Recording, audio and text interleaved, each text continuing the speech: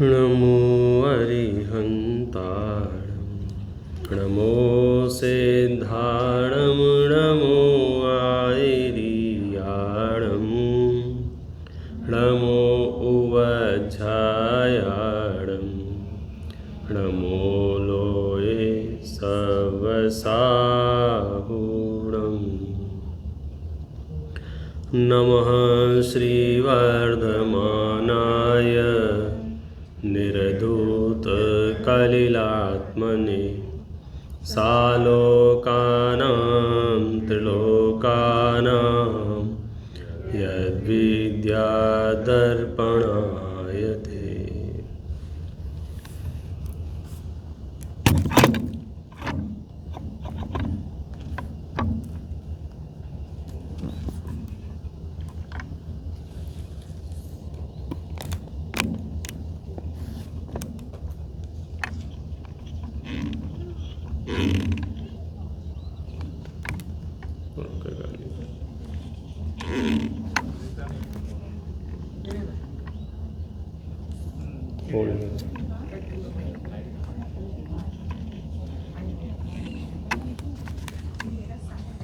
इसको थोड़ा पीछे कर दो, सेंटर इसमें ये पीछे जाएगा,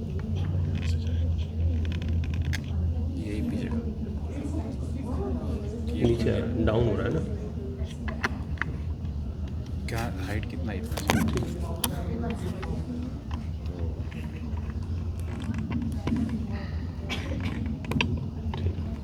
अब ठीक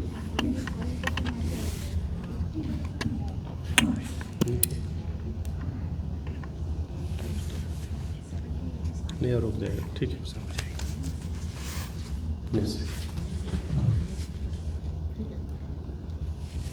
आचार्य भगवान समंत भद्रदेव द्वारा विरचित यह श्री रत्नकरंड श्रावकाचार्य नाम का ग्रंथ है। सदासुखदास जी की टीका है। जिन शासन के लगभग सभी विषयों में इस ग्रंथ को समाहित किया है, सभी विषयों पर चर्चा की है, और जैसी समंतभद्र आचार्य की शैली है उसी शैली में चर्चा की है। उनकी एक शैली है सही और गलत के निर्णय करने वाली शैली। बड़ा मुश्किल होता है। हम जो एक ज़माने से कर रहे होते हैं, अचानक से कोई आके कह दे कि ये गलत कर रहे हैं, तो पहली मर्तबा तो सहन ही नहीं होता। हम गलत कैसे हो सकते हैं। लेकिन तीर्थंकरों की वाणी में जब मिथ्यात्व का स्वरूप सामने आया तो ख्याल में आया कि ऐसी भूल तो मैं एक ज़माने से करता आ रहा हूँ, और मैं इस भूल का परिहार नहीं करूँगा, इस भूल को दूर नहीं भगाऊँगा, तो मैं सुखी नहीं हो सकता हूँ।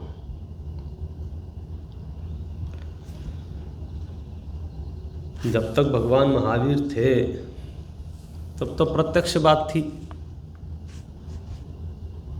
फिर उसके बाद धीरे धीरे क्रम से क्या होता गया, दूरियां बढ़ती गई।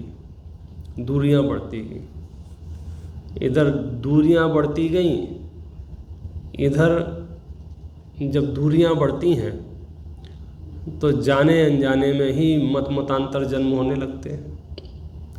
मतांतर जन्म होने लगते हैं तो जो जहाँ जिस रूप में ढल जाए उसे लगता है यही ठीक है। मोक्ष मार्ग के संदर्भ में बड़ा सरल उपाय बताया है इस ग्रंथ में कि आपको ये भ्रम हो रहा हो कि आप जो भी कुछ कर रहे हैं वो सही है या गलत है, उसका कितना सरल मापदंड है। कौन सा?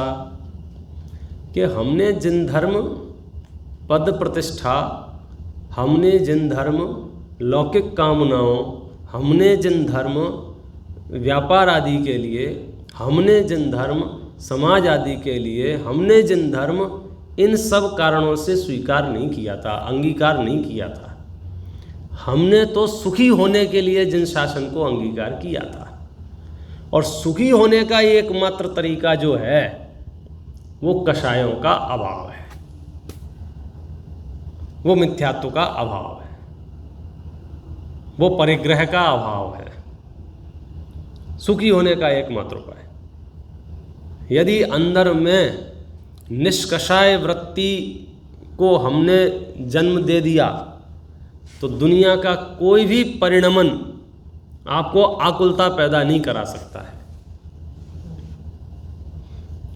अकेला इकलौता मुझे ग्रंथ मिला, इसमें एक जगह लिखा है सम्यक दृष्टि तो अन्य मतों की भी निंदा नहीं करता है, दुर्जनों दुष्टों से भी द्वेष नहीं रखता है। किस स्तर से उसका जीवन है। गुणभद्राचार्य स्वामी ने एक श्लोक लिखा, कौन सा ग्रंथ है, आत्मानुशासन में।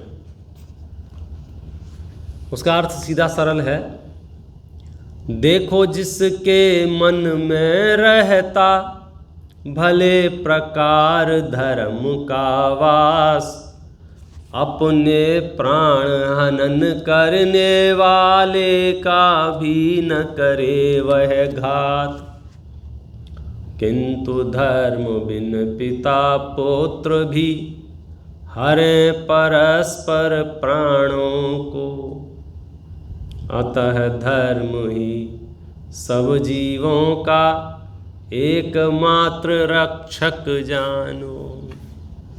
ये पूरे विश्व के सब जीवों को समाहित करके 4 लाइनों में सब कह दिया। यदि आप धर्म रूप से परिणमित हुए हैं, यदि आप ये दावा करते हैं कि मैं धार्मिक हूँ, तो आचार्य कह रहे हैं अब तो कोई तुम्हारे प्राण भी छीन लेगा ना, तो तुम्हें आकुलता, कषाय, घबराहट, बैर, द्वेष नहीं होगा। अपने प्राणों को हानि पहुंचाने वाले के प्रति भी द्वेष भाव नहीं आता है धर्म धारकों को। और जगत की दृष्टि से देखा जाए, जिनके पास धर्म नहीं है वे तो पिता पुत्र आपस में एक दूसरे को मार डालते हैं, बाकी की तो क्या कहें। जहाँ धर्म का सद्भाव नहीं है वहाँ तो प्रयोजनवश, लौकिकवश, स्वार्थवश सगे रिश्तों को भी समझो हत्या कर देते हैं, लूट लेते हैं, धन छीन लेते हैं, छल कर लेते हैं, कपट कर लेते हैं। और धार्मिक व्यक्ति के बारे में क्या कहा जा रहा है, कोई प्राण भी ले रहा हो तो उसके प्रति भी द्वेष भाव नहीं लाते। क्यों नहीं लाते हैं, उसका हेतु पता चला कि नहीं पता चला आपको। ज्ञानी गुस्सा करते नहीं है ऐसा नहीं है।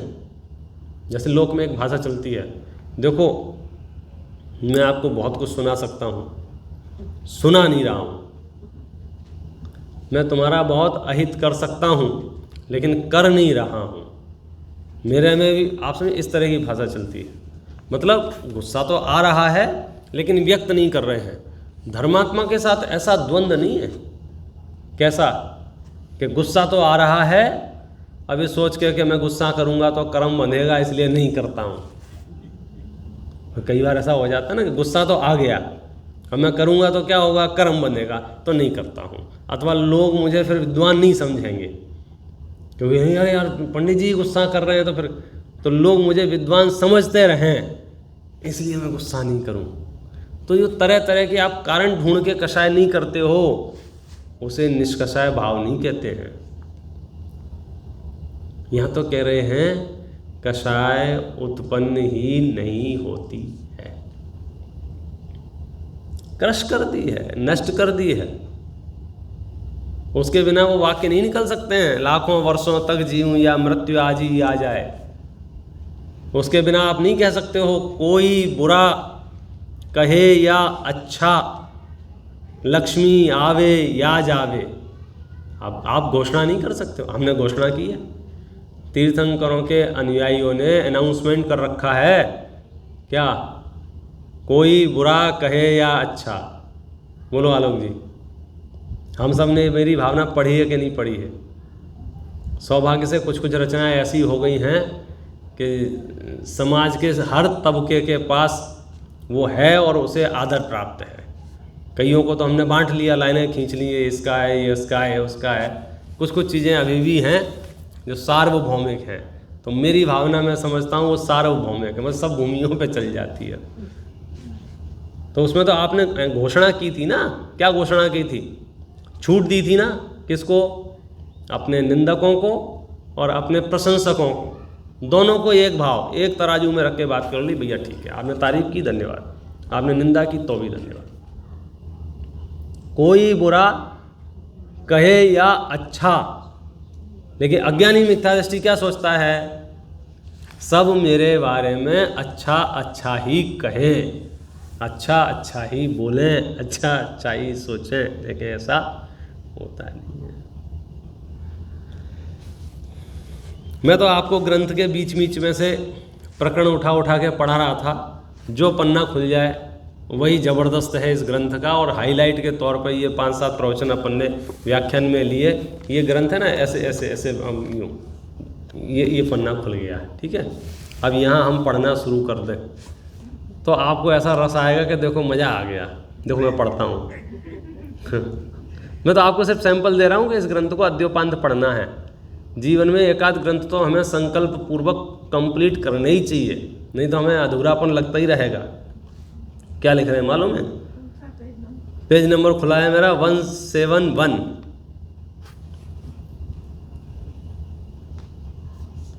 ये कुटुंब के लोग जो धन खा रहे हैं वे तो हिस्सेदार हैं, धन बांटने वाले हैं, जबरदस्ती धन लूटने वाले हैं, राग द्वेष क्रोधादि कषाय पैदा कराकर व्रत संयम का घात करने वाले हैं, मुझे पाप में प्रेरित करने वाले हैं।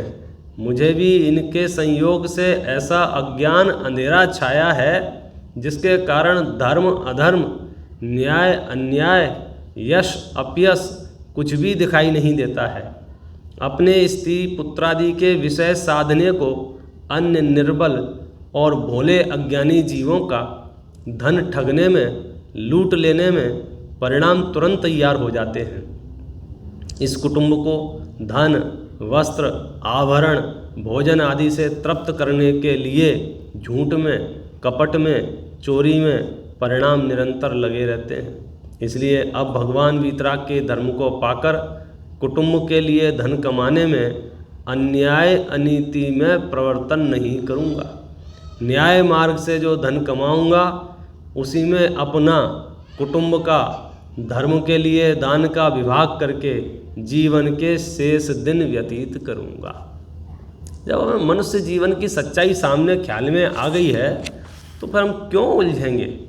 हम क्यों इतना क्या कहना चाहिए, मनुष्य पर्याय की कीमत पर, या उसको समझो इतना ज़्यादा उसमें झोंक देवें तो बदले में क्या हाथ में आने वाला है? कुछ हाथ में नहीं आने। आप करके देख लो मल्टीप्लाई में। तो आप कल परसों तो कहा था, आप मान लो चक्रवर्ती बन गए हो, क्या हो जाएगा? 4-6 लोग आएंगे, वाह वाह कर जाएंगे, इससे ज़्यादा क्या करेंगे? बहुत देर तक चर्चा नहीं करता कोई। क्यों भाई? होगा चक्रवर्ती अपने लिए, हमें क्या करना है? हमारा चूल्हा तो हमारी जेब से जलेगा ना। ले दे के आप अपने ही अहंकार में कुछ मान लेवे अपने आप को तो अलग बात है, दुनिया को कोई फर्क नहीं पड़ रहा है। और हमें यूँ लग रहा था कि दुनिया को फर्क पड़ रहा है हमारी एक एक प्रवृत्ति को। आप देख लो। कहने का मतलब ये है कि इतने दिनों में इतना भाव तो आपको जाग गया होगा कि इस ग्रंथ को एक बार अद्योपांत पढ़ें। इसमें छोटे बड़े सभी प्रकरण हैं। सम्यक दर्शन से प्रारंभ किया है, सम्यक ज्ञान की चर्चा की है, चारित्र की चर्चा की है, और ख़ास करके ग्रंथ चरणान योग का है ना। तो डे टू डे लाइफ में हम कैसी वृत्ति रखें, कैसे परिणाम रखें, क्या ग्रहण करें, क्या छोड़ें, कोई सीधे सीधे बताता नहीं है। एक तो बताने में आदमी को डर लगता है, क्या पता किस वस्तु से किसकी कैसी आसक्ति है। तो तो आचार्यों ने बड़े सरल और युक्ति युक्त मार्ग से वो सारे विषय आपके सामने रखे हैं। हम एक चर्चा अपन जीवन की जो अंतिम बेला में सबसे महत्वपूर्ण चर्चा है उस चर्चा को करके अपने समझो सीरीज को समापन महोत्सव करेंगे आज इसका। एक नाम आपने सुना होगा, मौत। किस किसने सुन रखा है? मृत्यु। और साथ में ये भी सुन रखा होगा कि जैनाचार्य इसे महोत्सव कहते हैं। बाकी लोग क्या मानते हैं क्या नहीं मानते हैं हमें नहीं पता है। हमारे कुल संप्रदाय में तो हमने जब से होश संभाला है मृत्यु महोत्सव नाम है। अब मृत्यु में महोत्सव जैसा क्या है ये थोड़ा खोज का विषय है। कई कई चीज़ें होती हैं मौलिक समझते हो, यूनिक जिसको बोल सकते हैं कि कुछ कुछ चीज़ें सिर्फ अभी भी लोगों ने कॉपी करने की कोशिश करते हैं। मार्केट में हर प्रोडक्ट की सेकंड कॉपी थर्ड कॉपी ऐसे आती हैं।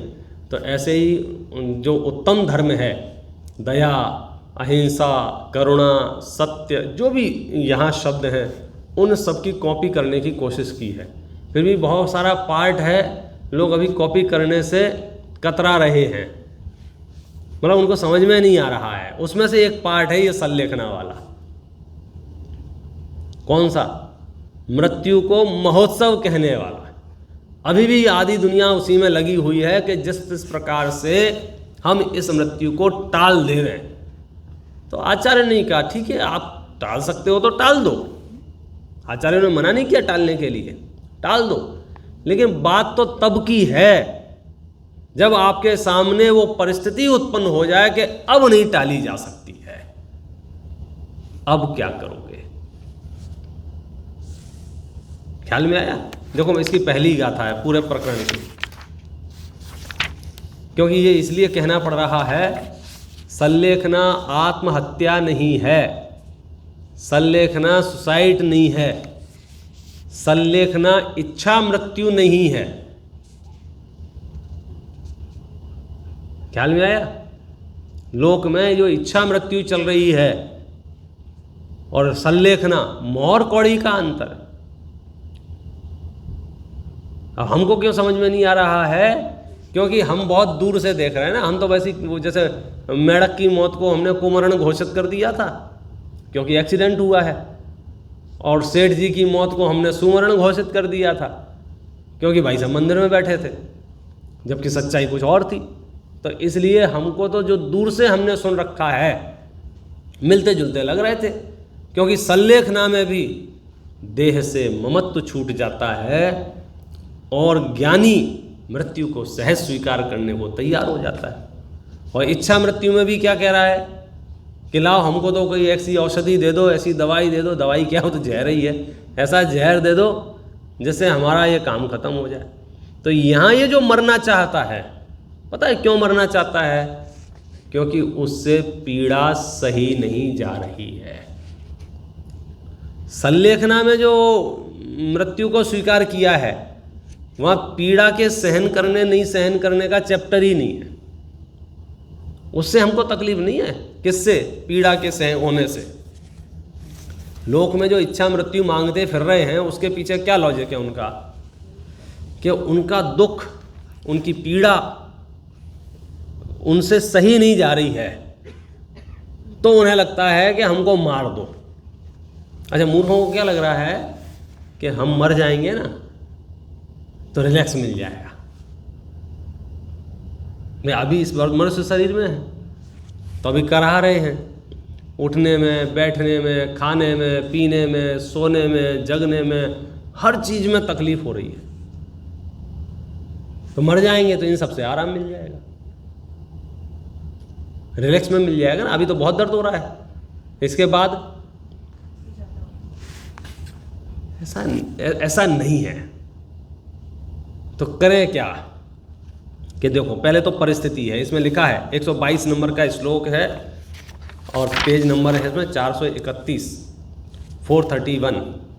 उपसर्गे दुर्भिक्षे जरसि रुजायांच निःप्रतिकारे धर्माय तनु विमोचन माहो सल्लेखना मार्या। कंडीशन अप्लाई, स्टार लगा के बात कर रहे हैं। सबसे पहले सल्लेखना कब ली जाती है? ऐसा नहीं कि मुंह उठाए चले आए ला सल्लेखना दे दो। कब ली जाती है सल्लेखना? उपसर्गे, उपसर्ग हो गया हो। दुर्भिक्षे, दुर्भिक्षी फैल गई हो। दुर्भिक्षी फैल गई हो माने ऐसी बीमारी, ऐसी अकाल पड़ गया हो, भोजन ही उपलब्ध ना हो। जरसी, रुजायाम, बुढ़ापा आ गया हो, रोग हो गए हों। कैसे? निहि प्रतिकारे, जिनका निवारण किया जाना शक्य ना हो। उस समय धर्म की रक्षा के लिए शरीर को छोड़ देना, उसका नाम सल्लेखना है। अब शरीर को छोड़ देना माने शरीर को शरीर के भरोसे छोड़ देना। इस शरीर को छोड़ देना वैसा नहीं है धन को छोड़ देते हैं, मकान को छोड़ देते हैं। शरीर को छोड़ देना कि बस हम जितना इसका सेवा शुश्रूषा कर सकते थे उतना किया, अब नहीं हो रहा है। तो उसके भेद प्रभेद में जब आप इसको क्रम से पूरा पढ़ोगे तो आपको पता चलेगा कि कितना सुगम हो जाता है। क्या? मरना। मरना माने लोग जिसे मरना कहता है। आत्मा तो मरे नहीं, लेकिन जगत में मरण घोषित कर दिया है। देखो, भय सिर्फ उनको ही लगता है जिनको पता नहीं होता है कि आगे क्या होने वाला है। लेकिन जिनको पता हो उनको भय नहीं लगता है। आप याद करो, आपका, आपके पिताजी का, आपके दादाजी का जन्म कहाँ हुआ था? जहाँ जन्म हुआ था वहाँ कितने साल रहे थे? उसके बाद क्या हुआ था? दूसरी जगह चले गए थे, तो वहाँ रहने लग गए थे। फिर तीसरी जगह चले गए थे, फिर वहाँ रहने लग गए थे। फिर चौथी जगह चले गए थे, वहाँ रहने लग गए थे। तो ऐसे भी लोग अभी वर्तमान में है ना, जो एक ही पर्याय में, एक ही अवस्था में 4 जगह जन्मे और 4 जगह मरे। नहीं हुआ? ख्याल में नहीं आया क्या कहा हमने?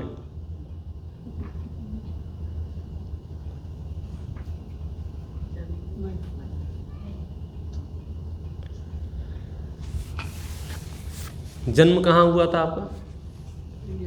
इंडिया में। गांव का नाम याद नहीं आ रहा। आ गया वो लंबा हो गया, भूल ही गए। शिरडी में। अच्छा, कितने साल तक रहे वहाँ?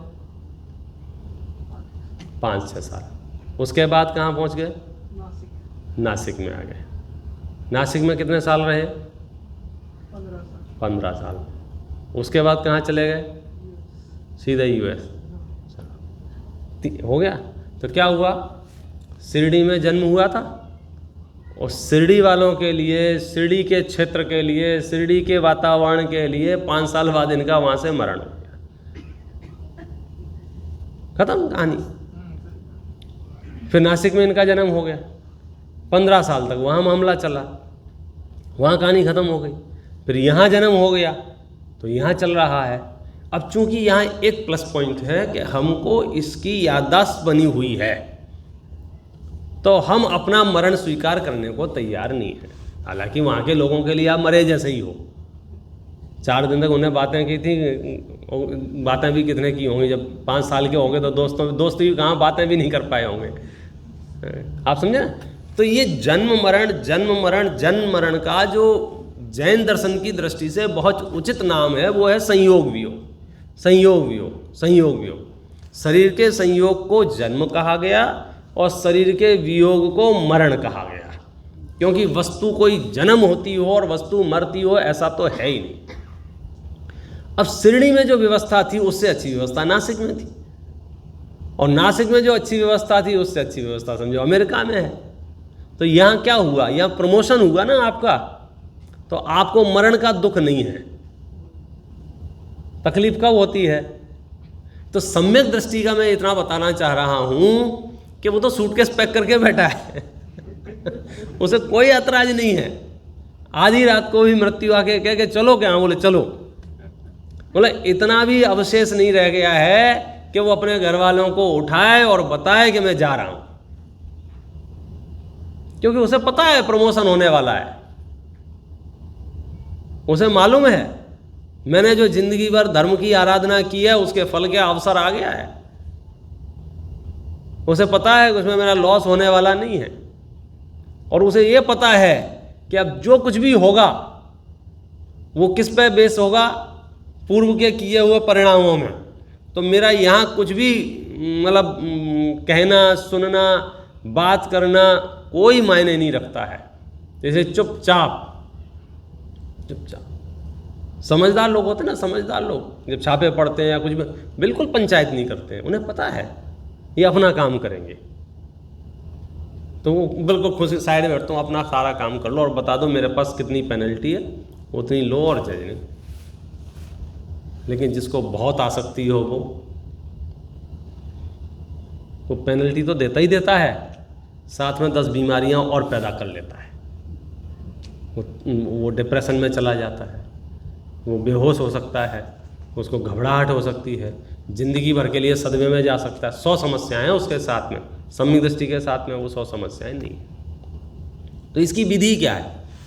विधि इसमें जो बताई गई है वो ये बताई गई है कि पहला काम जो करना पड़ता है वो ये है, देखो कौन सा, 124 नंबर के श्लोक में, स्नेहं वैरम संगम परिग्रहं चापहाय शुद्धमना स्वजनं परजनमपि च क्षान्त्वा क्षमयेत प्रियै वचनै।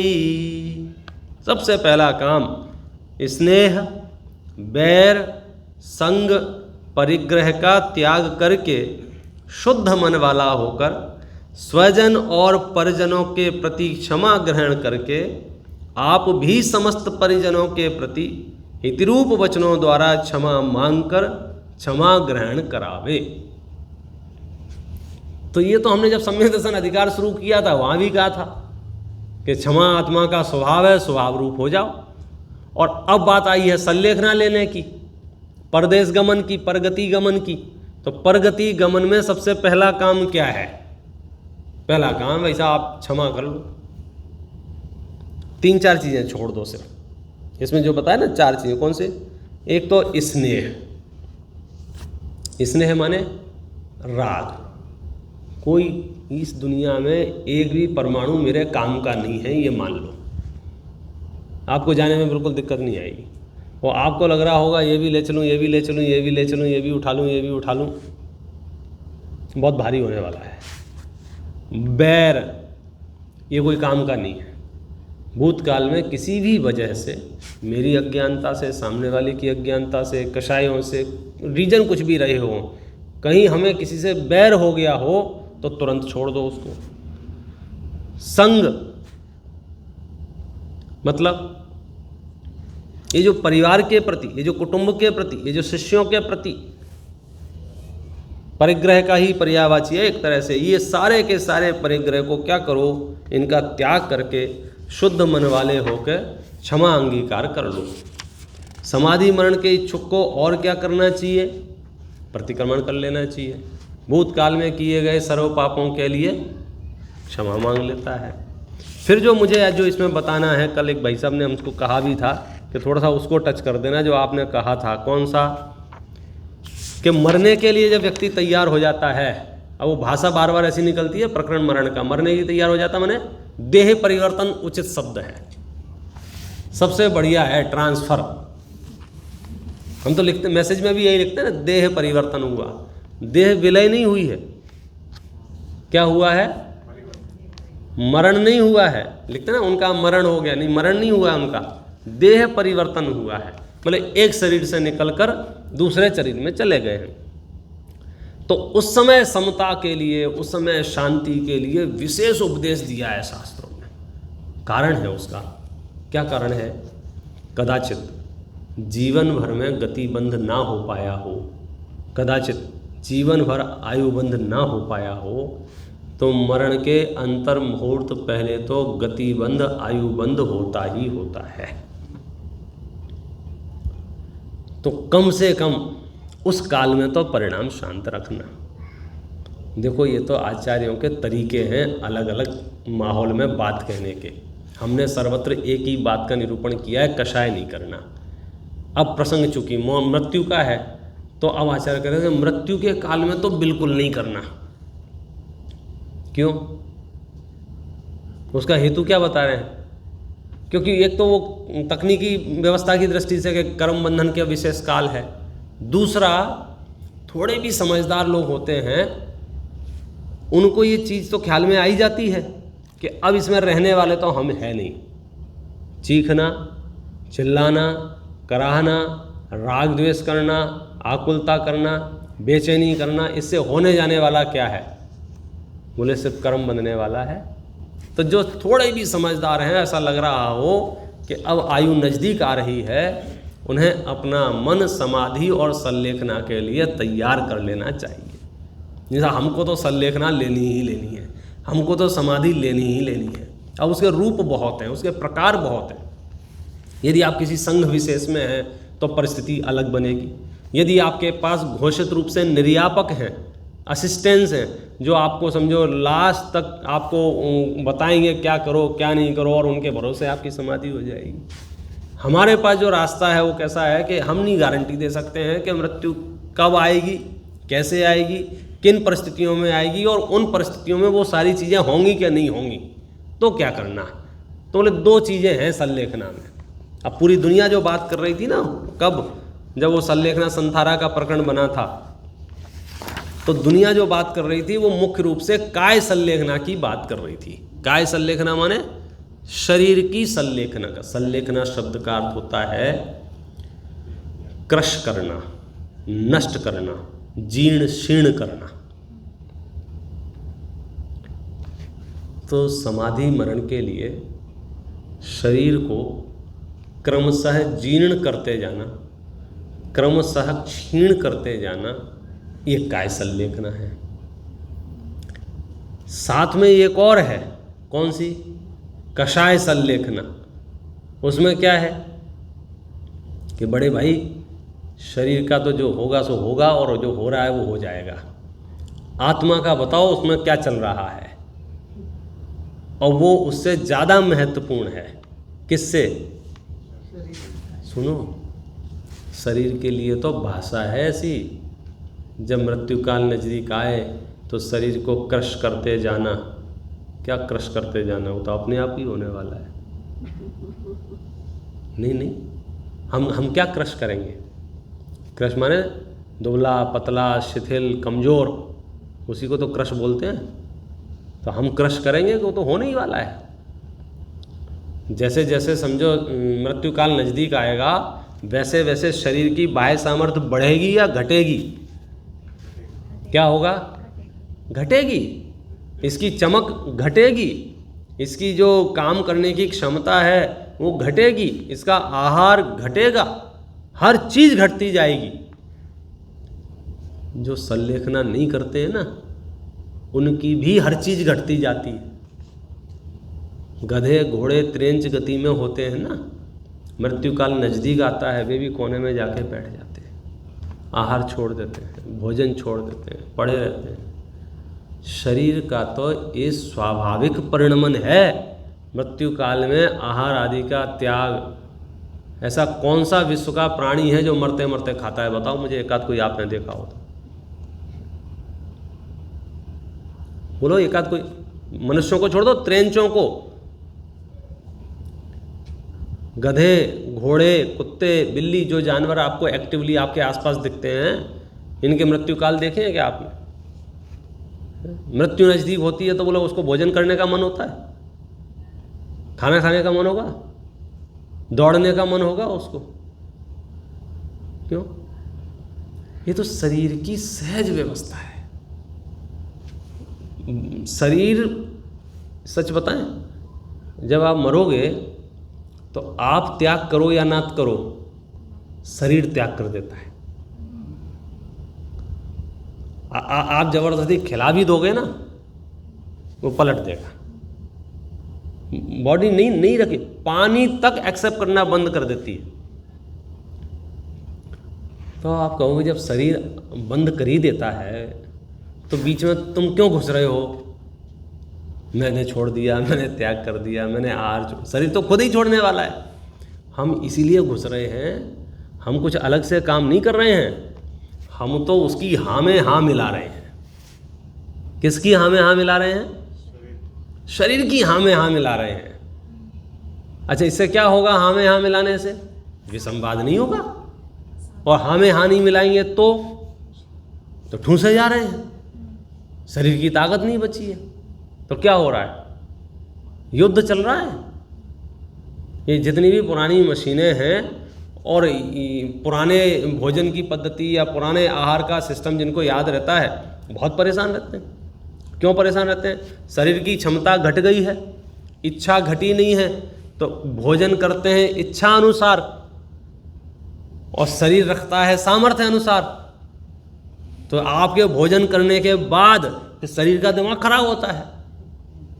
जब शरीर का दिमाग खराब होता है तो खट्टी डकारें आती हैं, फिर आपको पेट में कब्ज होती है, फिर वो सड़ने गलने लग जाता है, शरीर की क्षमता खत्म हो गई, फिर आप डॉक्टरों पर घूम भागते हो।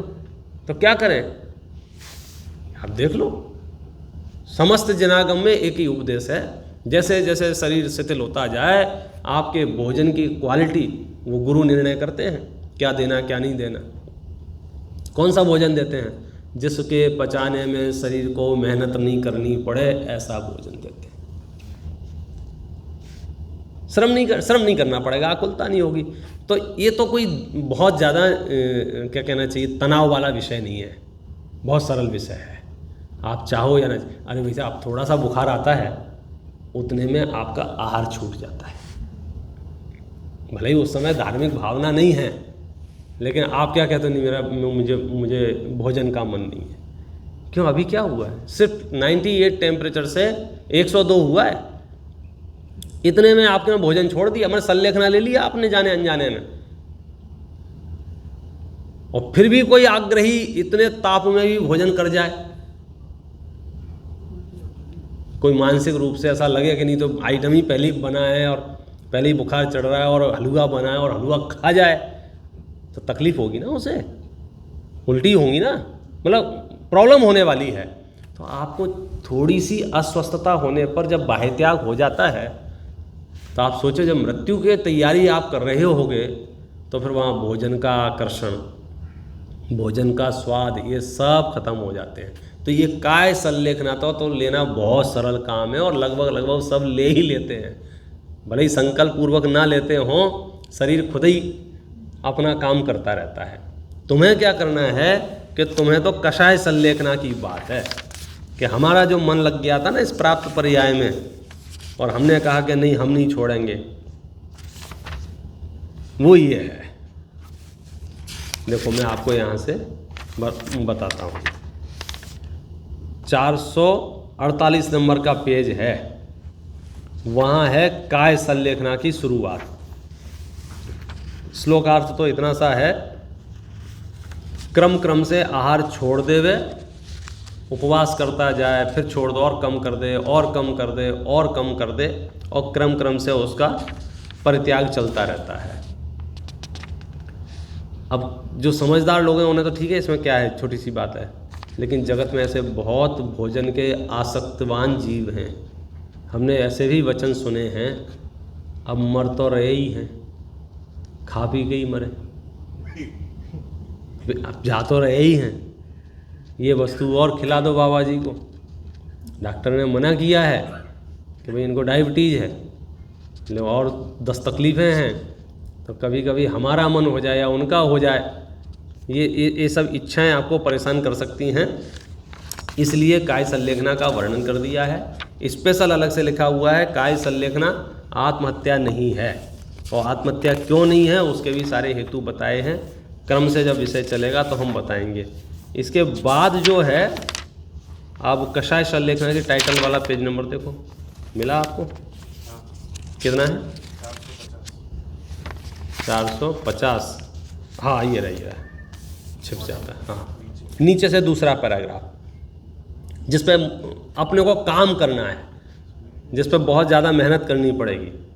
काय संलेखना तो कोई भी गुरु आपका 5 मिनट में करा देगा, मैं आपके पास आऊँगा, इनको ये बंद करो, होगी काय संलेखना। पुरुषार्थ तो कषाय संलेखना में है। काय संलेखना तो डॉक्टर ही करा देते हैं। वो कह देंगे आप इसके बाद इनको मत देना, वो ही कह देंगे आप इसको सिर्फ कुछ नहीं दे सकते था, अकेला सूप दे सकते। फिर 2 मिनट बाद आएंगे, नहीं सूप में भी आप इसमें कुछ डालिए मत, सिर्फ छान के सिर्फ पानी पानी दे सकते।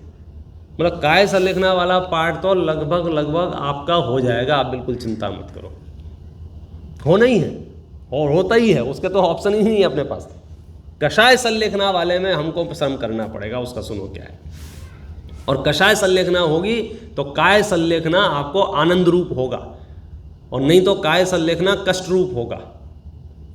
जो भी मिलने जाएगा, अब कुछ देते ही नहीं है मुझे, हम कुछ देते ही नहीं है, अब कुछ उपलब्धि ही नहीं है, मुझे भाता नहीं है, उसमें नमक नहीं है, और डॉक्टर ने नमक के लिए मना किया है, लिख के दिया है इतने ग्राम से ज़्यादा नमक नहीं जाना चाहिए दिन भर में।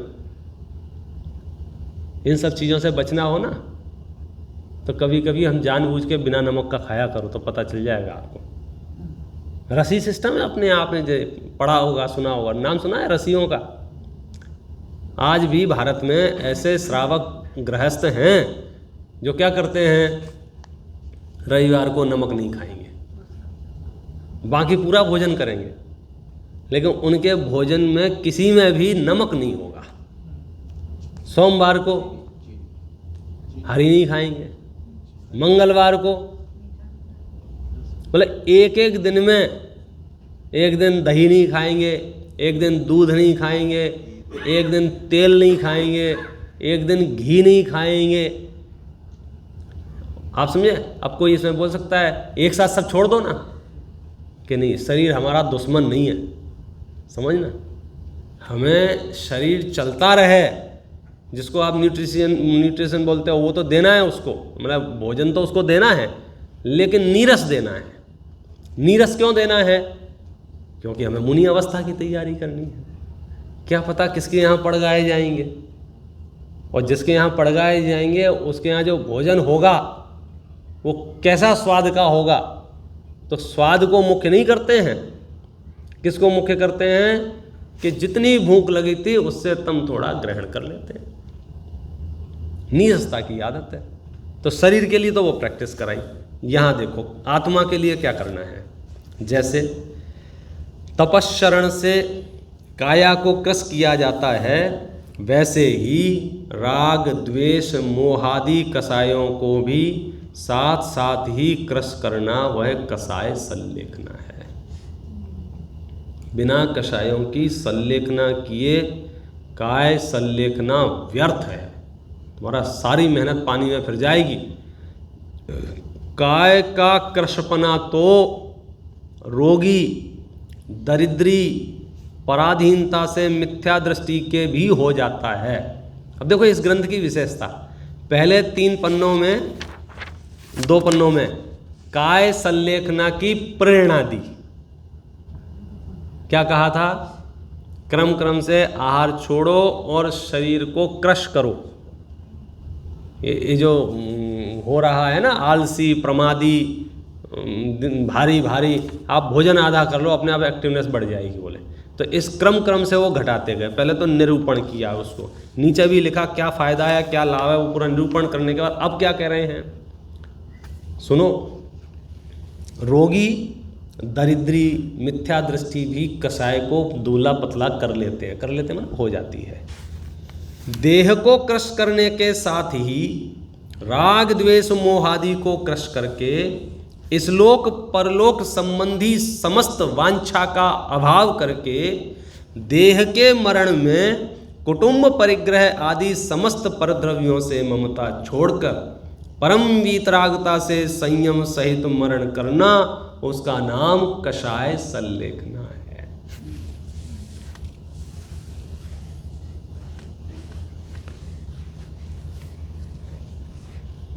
कोई कठिनाई है क्या इसमें? बोलो, कषाय छोड़ने में कोई कठिनाई है क्या? आहार में तो भी शरीर की सामर्थ्य सोच नहीं पड़ रही थी, कषाय में क्या दिक्कत है? लेकिन मुझे कहना नहीं चाहिए, कषाय इतनी खतरनाक चीज़ है कि बाहर से ऊंचे से ऊंचे पद पर भी आप बैठ जाएं, साधु संत महात्मा भी कदाचित कहलाने लग जाएं, तो भी कषाय छूटेगी या नहीं छूटेगी इस बात की गारंटी नहीं है। इतनी खतरनाक चीज़ है ये, सच्ची घटनाएं उपलब्ध हैं। इन कषायों के चक्कर में साधुओं ने गांव के गांव जला दिए। दीपायन मुनि का क्या था, कषाय ही तो थी। आज भी जो बड़े बड़ी आग लगती हैं देश में, समाज में और विश्व में, इन आग लगाने में आप इतिहास पलट के देखोगे तो तथाकथित धर्मात्मा हैं जो एक दूसरे को मारने पर, एक दूसरे को खाने पर, एक दूसरे को टूट पड़ने पर भाषण दे रहे हैं। किस रूप से दे रहे हैं? हम अपने धर्म की रक्षा के लिए। लेकिन उसका कंटेंट क्या है, उसमें माल क्या है? कषाय कषाय कषाय। मैं इसे उदाहरण इसलिए दिया है, कषाय छोड़ना बहुत सरल नहीं है। ये तो आप पता नहीं कौन सा पुण्य लेके आए हो जो कषाय छोड़ने की चर्चा भी सुन रहे हो। दुनिया में कषाय छोड़ने की चर्चाएं भी बंद हैं।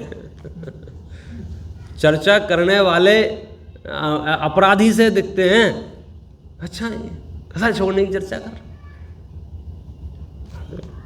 और इसको छूटे बिना काम होगा नहीं। बाहर से आपके पास क्या है क्या नहीं है कोई फर्क नहीं पड़ रहा है, और कषाय छोड़ दी तो शहंशाह है आप। आपके समाधि मरण को कौन रोक सकता है? देखो यहाँ विशेष ऐसा जानना, जो विषय कषायों को जीतने वाला होगा उसी में समाधि मरण करने की योग्यता होगी। विषयों के अधीन तथा कषाय युक्त के समाधि मरण नहीं होता है। संसारी जीवों के ये विषय कषाय बड़े प्रबल हैं, बड़े बड़े सामर्थ्यधारियों द्वारा नहीं जीते जाते हैं। इन्होंने बड़े प्रबल बल के धारक चक्रवर्ती, नारायण, बलभद्र आदि को भ्रष्ट करके अपने अधीन किया है, अतः अत्यंत प्रबल हैं। कषायों को हल्के में मत लेना कभी भी।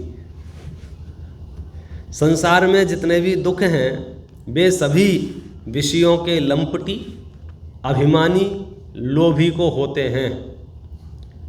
कितने ही जीव, अभी लिखने में बड़ा संकोच और अटपटा लगता है लेकिन सत्य है, कितने ही जीव जिन दीक्षा धारण करके भी विषयों की आताप से भ्रष्ट हो जाते हैं, अभिमान व लोभ नहीं छोड़ पाते हैं, अनादिकाल से विषयों की लालसा से लिप्त व कषायों से प्रज्वलित संसारी जीव अपने स्वरूप को भूलकर स्वरूप से भ्रष्ट हो रहे हैं। विषय कषायों से छूटकर वीतरागता कराने के लिए श्री भगवती आराधना जी शास्त्र में विषय कषाय रूप का स्वरूप विस्तार से परम निर्गंथ श्री शिवायन नाम के आचार्य ने प्रकट किया है। वीतरागता के इच्छुक पुरुषों को ऐसा परम उपकार करने वाले ग्रंथ का निरंतर अभ्यास करना चाहिए। आपका तो चल रहा है ना, अभी भगवती आराधना चल रहा है ना, हाँ, वो उसी की प्रेरणा दे रहे हैं। समाधि मरण के समय इस जीव का कल्याण करने वाला उपदेश रूप अमृत की सहस्र धारा रूप होकर वर्षा करता हुआ भगवती आराधना नाम का ग्रंथ है, उसकी शरण अवश्य ग्रहण करना चाहिए। इतना मोटा है वो देखने में, और पूरे ग्रंथ में अधिकांश पन्ने इस बात के लिए समर्पित हैं, मरण काल नज़दीक हो तो कितनी प्रसन्नता से देह परिवर्तन किया जा सकता है, और सम्यक दृष्टि करता है। देखो साधु पुरुषों को यहाँ ऐसा विशेष जानना, साधु यानी मुनियों, पुरुषों को तो रत्नत्रय धर्म की रक्षा करने में सहायक आचार्य आदि का संघ, वैयावृत्ति करने वाले, धर्म का उपदेश देने वाले निर्यापकों की बड़ी सहायता प्राप्त हो जाती है। इसलिए गृहस्थों को भी धर्मवृद्ध श्रद्धानी ज्ञानी साधर्मियों का समागम अवश्य बनाए रखना चाहिए। परंतु यह पंचम काल अति विषम है। इसमें तो विषयानुरागियों तथा कसाई जीवों का साथ मिलना सुलभ है। राग द्वेष भय उत्पन्न कराने वाले, आर्त ध्यान बढ़ाने वाले, असंयम में प्रवृत्ति कराने वाले का ही साथ बन रहा है। स्त्री पुत्र मित्र बांधव आदि सभी अपने राग द्वेष विषय कषायों में लगाकर आत्मा को भुला देने वाले हैं। सभी अपने विषय कषाय पुष्ट करने के ही इच्छुक हैं। धर्मानुरागी, धर्मात्मा, परोपकारी, वात्सल्य के धारी, करुणा रस से भीगे पुरुषों का संगम महाउज्ज्वल पुण्य के उदय से मिलता है। तथापि अपने पुरुषार्थ से उत्तम पुरुषों के उपदेश का संगम मिलाना चाहिए। स्नेह और मोह के जाल में उलझाने वाले धर्म रहित स्त्री पुरुषों का साथ दूर से ही छोड़ देना चाहिए।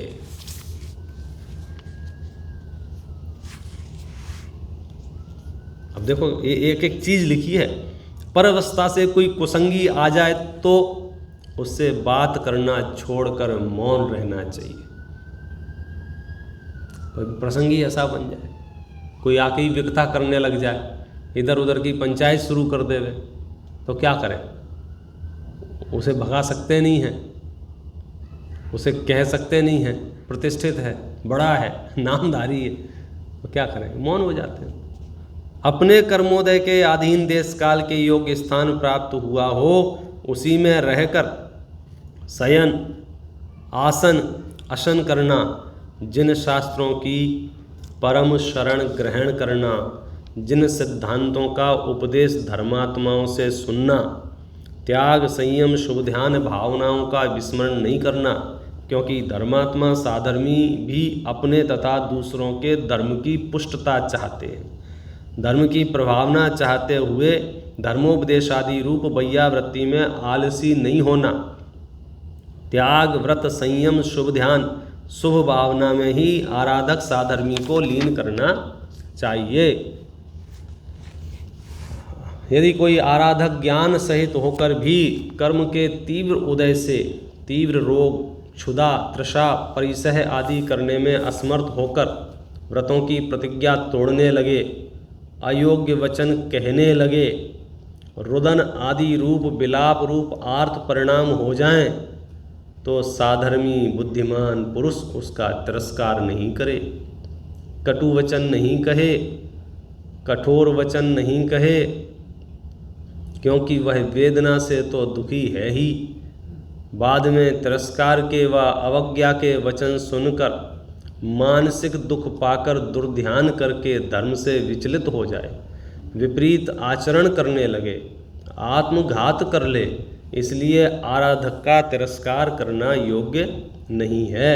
उपदेशदाता को बहुत धीरता धारण करके आराधक को स्नेह भरे वचन कहना, मीठे वचन कहना, जो हृदय में प्रवेश कर जाएं, जिन्हें सुनते ही समस्त दुख भूल जाए, करुणा रस से भरे उपकार बुद्धि से भरे वचन कहना चाहिए। बहुत बहुत बहुत इन डिटेल चर्चा है इसमें। किस बात की? कषाय संलेखना की, अपनी भी और दूसरों की भी। यदि आप कषायों को शांत करने में किसी के हेतु बन गए तो इससे बड़ी उपलब्धि दूसरी कुछ नहीं हो सकती है। लेकिन पहले खुद की कषाय शांत होना चाहिए, तब आप दूसरों की कषाय शांत कर सकते हैं। खुद की कषाय शांत नहीं होगी तो आप कैसे कर पाएंगे? फिर आपको जब ऐसा कभी कभी लगना कि भाई जो उसको उपदेश क्या देवे, तो इसमें ये भी लिखा है, समाधि धारक को उपदेश। मैं सिर्फ 2 लाइनें पढ़ता हूँ। हे धर्म के इच्छुक, अब सावधान हो जाओ। पूर्व कर्म के उदय से रोग वेदना महाव्याधि उत्पन्न हुई है, परिसहों का कष्ट पैदा हुआ है, शरीर निर्बल हो गया है, आयु पूर्ण होने का अवसर आया है। अब दीन नहीं हो, कायरता छोड़कर शूरपना ग्रहण करो। कायर व दीन होने पर भी असाता कर्म का उदय नहीं छोड़ेगा। दुख को हरण करने में कोई भी समर्थ नहीं है। देखो ये सारी चीज़ें जो आपको लग रही है ना, क्या होगा, कैसे होगा, क्या संभव है। अच्छा, ये तो एक राजमार्ग बता दिया कि आपका जब मरण नज़दीक आए तो आप ऐसा कर लेना, वैसा कर लेना, एक पैकेज आपको दे दिया। दूसरा, अचानक आ जाए तो फिर आप क्या करोगे? बोल के आएगा, सूचना फ़ोन करके आएगा, मृत्यु जो आएगी आपको, हेलो घर पे हैं, अपॉइंटमेंट लेके कितने बजे आएगा? आप थोड़ा आइडिया हो तो बताओ, मृत्यु का कैसा क्या हिसाब है, क्या सही टाइम क्या है उसका आने का? 24 घंटे में, दिन में, रात में, सुबह, शाम, कभी भी नहीं। कई बार ये प्रश्न होता है ना, ये समाधि मरण का प्रकरण तो आप 60 साल और 70 साल 80 साल के बाद चलाएं। अगर 10 साल का 15 साल का बच्चा बैठा है तो समाधि मरण का क्या करेगा? लेकिन आपको मैं कैसे समझाऊं? अभी हमारे यहाँ, हमारी पाठशाला में, सतपथ पाठशाला में जो बच्चे पढ़ते हैं, उनमें से 10, 11, 12 साल का कोई बच्चा था, उसको 8 महीने पहले ब्लड कैंसर डिटेक्ट हुआ, हो गया। और आप आश्चर्य मानोगे, उसके रात्रि भोजन का त्याग था पाठशाला से ही। उस पूरे ट्रीटमेंट में उसने रात्रि में भोजन नहीं किया, बुद्धिपूर्वक। हॉस्पिटल में भी, यहाँ भी प्रसंग भी बना, नहीं मुझे रात को नहीं खाना है, दिन में दे दो, रात को नहीं खाना है मुझे, दिन में दे दो। होगी संलेखना उसकी, समाधि हो गई उसको। हम जो प्लान किए बैठे हैं ना, कौन सा पता नहीं कब भूत घुस गया दिमाग में, लेकिन घुस गया। अभी तो हम धीरे धीरे बड़े होंगे, फिर और बड़े होंगे, फिर और बड़े होंगे, फिर थोड़े से बूढ़े होंगे, फिर थोड़े ज़्यादा बूढ़े होंगे, फिर और ज़्यादा बूढ़े होंगे। और सच्चाई क्या है? कल इनमें से कितनी अटेंडेंस रहेगी और कितने व्हाट्सएप पे देखेंगे। और हम तो उस दौर से बहुत नज़दीक से गुजर गए ना, लेकिन बहुत चमड़ी मोटी बुद्धि है हमारी, कुछ फ़र्क नहीं पड़ता है। अब तो सब ठीक हो गया, अब कोई नहीं मर रहा है। अरे तुझे समाचार कम आना शुरू हो गए चुनाव के चक्कर में। आप सुनिए, दूसरे विषय आ जाते हैं तो टीवी पर दूसरे विषय चलते रहते हैं। आज भी आंकड़े कोई बहुत कम नहीं हुए हैं। हमारे मोहल्ले में, हमारे घर में, हमारे परिवार में सब रवानगी चालू ही है ना, तो अपना भी नंबर आ सकता है कि नहीं आ सकता है? आ सकता है। तो देखो, इसको समराइज करें। आप बिल्कुल इस बात की चिंता, भय सब भूल जाओ। यहाँ तो अपन पहले ही कह दिया था, आज मरण आए या लाखों वर्षों तक बाद आए, हमेशा हर परिस्थिति के लिए हम तैयार हैं। और हमारा काम एक ही था कि हम धर्म करते रहें। और धर्म के संदर्भ में हमने एक ही बात कही थी, कौन सी? धर्म आत्मा का स्वभाव है। ये कभी भी कहीं भी हो सकता है, किसी भी परिस्थिति में हो सकता है। किसी ने तुम्हें मार पीट के कमरे में बंद कर दिया हो, तुम अंदर हाथ पे हाथ रख के धर्म शुरू कर सकते हो। दीवारें गिर गई हों, ऊपर से मलबा पड़ा हो और आप हिल ना पा रहे हों, आप धर्म शुरू कर सकते हैं। आप जिस ट्रेन में बैठे हैं वो ट्रेन उछल गई, आप नहीं रोक सकते हैं, आप धर्म शुरू कर सकते हैं। आप तो कोई ऐसा उपाय बताओ ना जिससे मेरी ट्रेन नहीं उछले।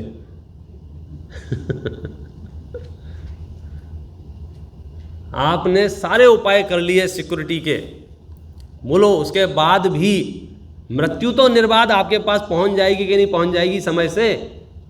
उसकी ट्रेन लेट नहीं होगी, उसकी फ्लाइट मिस नहीं होगी। वो बराबर सम्यक दृष्टि कह रहा है कि मुझे फर्क नहीं पड़ रहा है कुछ, क्योंकि जो काम मैंने यहाँ करना है वो वहाँ करना है। समस्या उनको पड़ती है जिनको परद्रव्यों के अति लगाव हो जाए। रही बात वेदना की, पीड़ा की, तकलीफ़ों की, हाथ पैर दुखने की, सर दुखने की, पेट दुखने की, या डॉक्टरों के बार बार सुई लगाने की, या जो भी तकलीफ़ आपको दिमाग में आ रही हो मृत्यु के नाम पर कि मरेंगे तो पता नहीं क्या होता है, वेंटिलेटर पर रख देते हैं और फिर आया कोई यहाँ से नली डाल देता, कोई पेट में डाल देता, जो मर्जी आती डॉक्टर टाइम पास करते रहते तुम्हारे को। अच्छा, तुम्हारे हाथ में कुछ होता नहीं, सिर्फ महसूस करने के अलावा, सिर्फ जानकारी के अलावा कुछ नहीं होता है आपके पास। तो यहाँ एक लिस्ट दी है मुनिराजों की। बड़ा वाला समाधि मरण है, उसकी एक पंक्ति है, कौन सी? तो तुम्हारे जिया कौन दुख है, मृत्यु महो सब भारी। तो तुम्हारे ये कौन सा दुख है? फिर वो जो लिस्ट है उसमें ये बताया गया है कि भैया इससे ज़्यादा तकलीफ तो फलाने मुनिराज को थी, इससे ज़्यादा तकलीफ तो गजकुमार मुनिराज को हुई होगी जब सर पर सिगड़ी रखी होगी, इससे ज़्यादा तकलीफ तो 5 पांडव को हुए होंगे जब लोहे के आभूषण पहनाए होंगे, इससे ज़्यादा परेशानी तो सनत कुमार चक्रवर्ती को हुए होंगे जब 700 वर्ष तक शरीर में कोढ़ रहा होगा। तो ये सारी लिस्ट से सिर्फ इसलिए बताया है, बड़े बड़े महापुरुषों के जीवन में भी बड़े से बड़े विषम परिस्थितियां बन सकती हैं, इसलिए तुम थोड़ी सी प्रतिकूलता से विचलित मत होना, घबराना नहीं, भयभीत नहीं होना। मतलब आप अपने दिमाग पे अपने पाप के उदय को हावी मत होने देना। ज़्यादातर लोगों के साथ ये बहुत बड़ी कमजोरी है कि उनके दिमाग पे ये पाप का उदय या पुण्य का उदय, दोनों ही उदय हावी हो जाते हैं। पुण्य का उदय हावी हो जाता है तो वो नशे में आ जाता है, उसे लगता है मेरे जैसा तो दूसरा कोई धन्ना सेठ है ही नहीं दुनिया में। और पाप का उदय हावी हो जाता है तो डिप्रेशन में चला जाता है।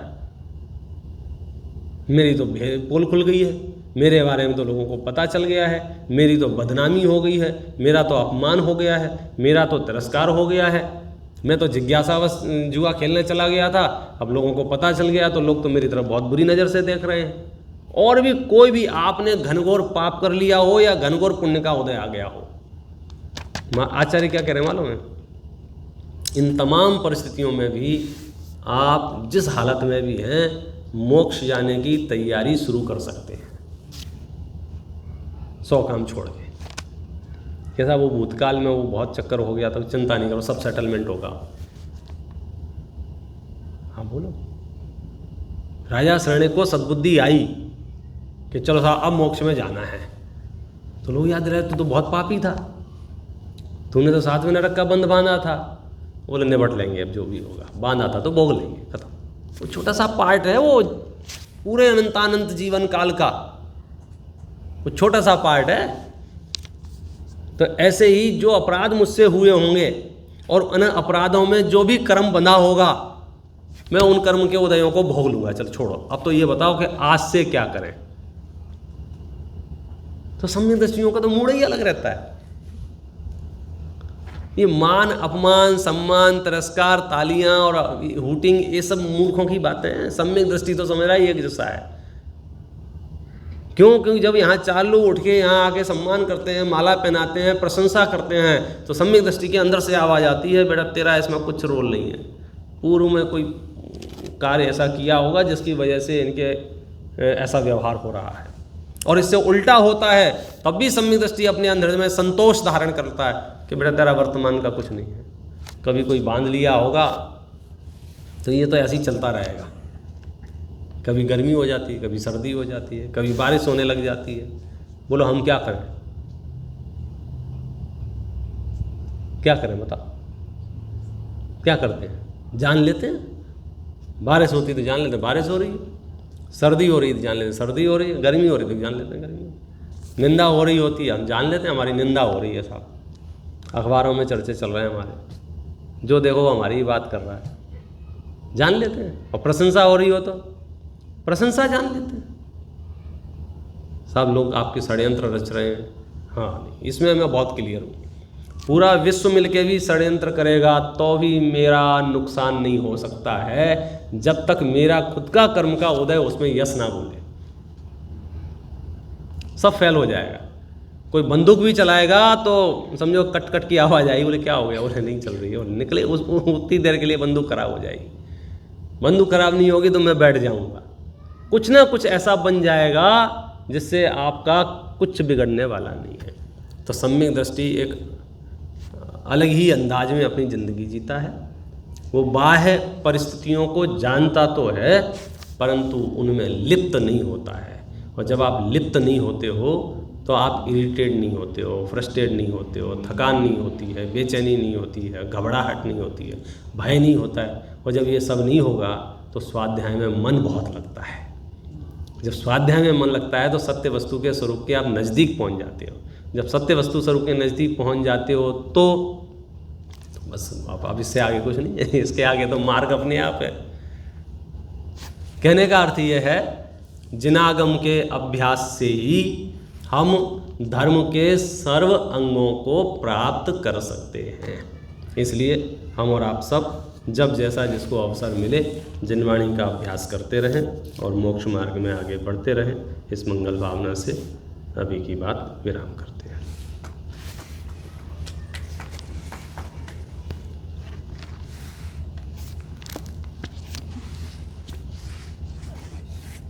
आज दिन बड़ी जल्दी समाप्त हो गए। हम पंडित जी के बहुत आभारी हैं, अपने बचपन समय निकाल कर हम यहाँ पधारे और श्रावकाचार्य के रत्नों को सैंपल के रूप में हम समझाया और प्रेरणा दी कि हम ये कंटिन्यूस ग्रंथ को अद्भुत पढ़ें।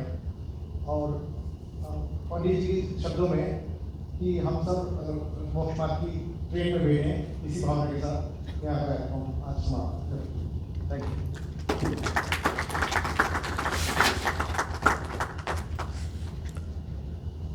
जिनवाणी वाणी के ज्ञान के सूझे लोकालो, सो वाणी मस्तक नमो सदा दे तुम।